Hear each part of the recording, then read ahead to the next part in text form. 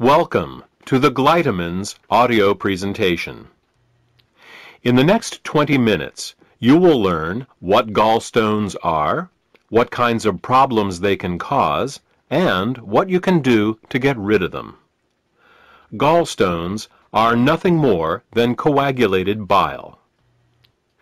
Bile is the green alkaline liquid produced by the liver, which, among other things, helps us digest our food. The liver produces about a liter of bile a day and stores it in a muscular sac called the gallbladder. The gallbladder then squirts this bile down a tube called the common bile duct into the small intestines to mix with the food that comes from the stomach. Well, that's what's supposed to happen. Unfortunately, with nutritional deficiencies and exposure to certain toxins, bile can thicken and form what is known as biliary sludge. When this biliary sludge forms, it makes it very hard for the gallbladder to get the bile into the small intestines. It's like trying to squeeze glue through a straw. It is out of this biliary sludge that gallstones are formed. Gallstones and biliary sludge disrupt the normal flow of bile, causing 3 different types of problems. The first set of problems is related to not getting enough bile into the intestines. The second set of problems occurs when toxins, unable to leave the body through the bile, back up and accumulate in the liver and the bloodstream. The third set of problems occurs when the bile, unable to get into the intestines, backwashes into the pancreas and liver. Let's start with the first set of problems and consider what happens when the bile becomes too thick or full of stones to reach the intestines in required amounts. The first thing that bile does in the small intestine is to neutralize the acidity of the food coming out of the stomach. In order to disinfect and digest the food that we eat, the stomach secretes hydrochloric acid. Did you ever wonder why the stomach doesn't digest itself? It's because the stomach has a special mucus layer that protects it from this hydrochloric acid. But the small and large intestine have no such protection. Instead, they rely on bile. Bile is a very alkaline substance, and when it comes into contact with the acidic food from the stomach, the acids are neutralized. If bile can't get into the small intestine in required amounts due to biliary sludge and gallstones, then stomach acids in the food are never fully neutralized.